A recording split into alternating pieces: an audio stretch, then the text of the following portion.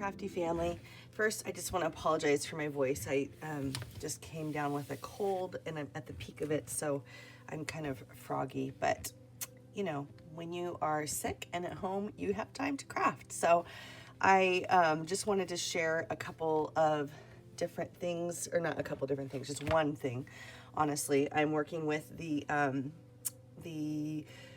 file folder kit from Scrap Diva, and the link will be below, and you can use code URBAN10 for 10% off of your purchase if you choose to buy this. And it comes with a ton of pieces, but this isn't even all of them. I have a couple more of the tab pieces elsewhere, and a couple more, or another one of the heart pieces. But anyway, so I made two different ones of these, and the reason why I wanted to make a video about this one is because I had to contact people to understand how to put this together. And at first I was just like, I don't know about this one, but the more I've messed around with it, the more I really love this. Usually when you have a die set, you can cut it out and it's like a puzzle. You put it together and you figure out how it goes together.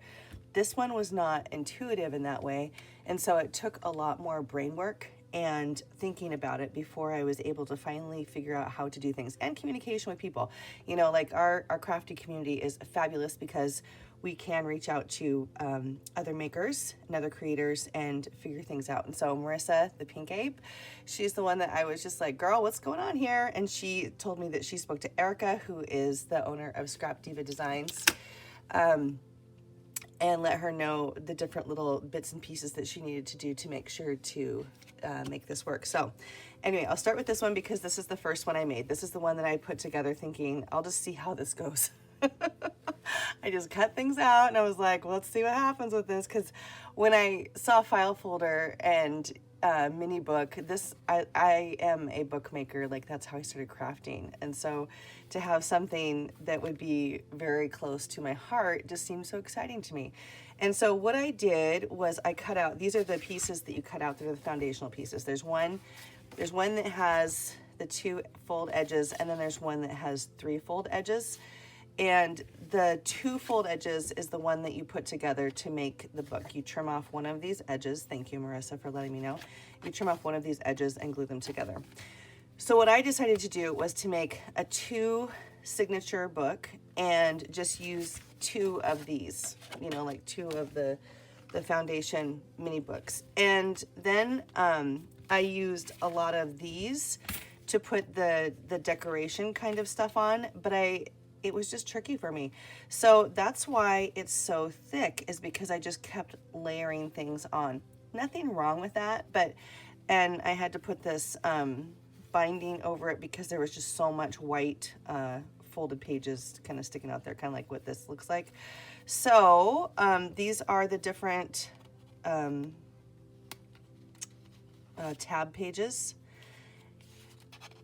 And then I just kind of put some of the cut aparts from this collection in there.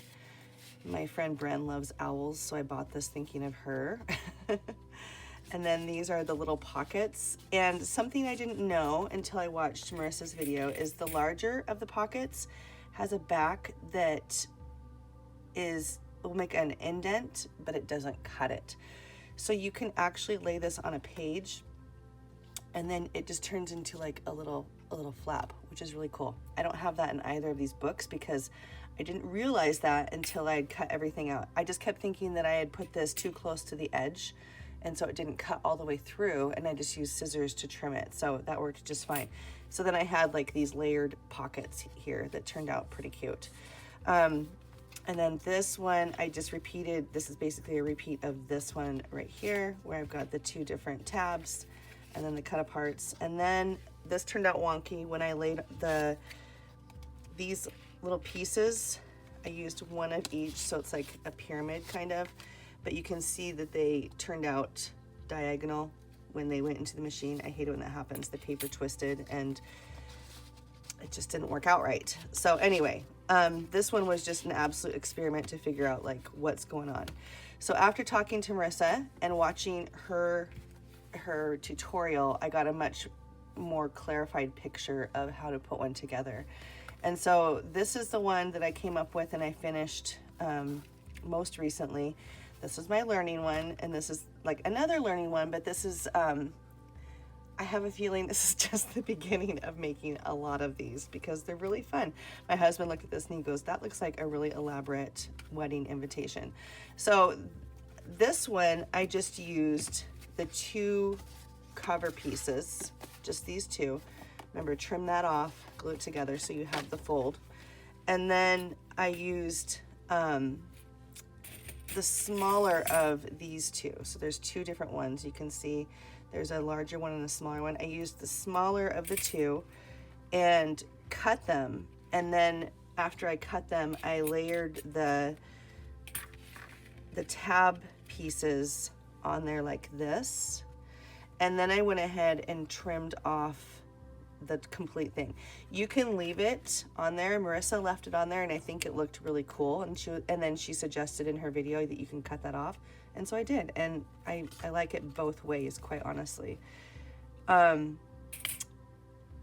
tip, when you use this, I used some washi tape, and the washi tape, believe it or not, was sticky enough that when I pulled it off, it was pulling the paper off. And that's why this is on here, because when I taped it right here. Well, Tamara, you can tape it on this side, the side that you're going to recycle anyway. So I started doing that, but I thought somebody else might appreciate hearing that. And then this is just a little piece of paper in there that you can write on the back of, but really it's just for modeling, like you can tuck things in here. And then on this side, I just cut another one of the tabs, I cut the full, and then I cut the tab. And I cut the full because I wanted the little detail of the stitch around the edge. And then I just put the tab on and ran it through a second time. This is a repeat of the other one on this page right here, except for it cut correctly. And then there's also a big pocket back here that I could put something in. And I actually created that on this one, so it's got the bottom piece and the 2 sides, and put that together like this. Sorry, why is that not going in there all the way this time? Oh well, I'll fidget with that later. And if you're wondering, this is Love Story, a collection from Prima, Frank Garcia. Another thing that's kind of fun about this collection is all of these little bits and pieces, and I just went ahead and cut a bunch of them. They're these ones, you've got hands, the little corner pieces, and then 2 different sizes of the little flipper thing. I don't know what to call that, but you can see I cut a whole bunch of them. And you just use a little brad like that, and then you have a little place right there. And I love that detail. It makes me happy. And then I used this right here to make that little top right there. I really like the idea of making these little cutaways on the top for decorative edges. I think it's just a really cool thing about this collection.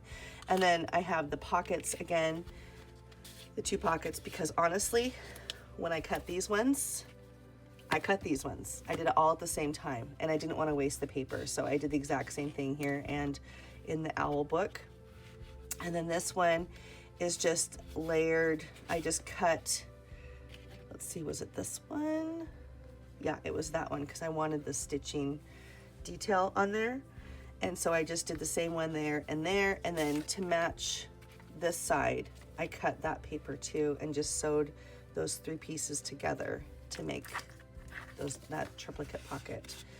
So I love this. I think this is super cute. I think this would be a great birthday card or Mother's Day card or Father's Day card, you know, depending on the paper that you use, that you want to make something special, but not just totally go ham and go make some huge thing for somebody who doesn't understand the energy and effort and expense that goes into paper crafting, because this is small enough that somebody could keep this around. It's sweet, it's cute. I just really, really like this. So I think I'm going to be making a lot of these ones.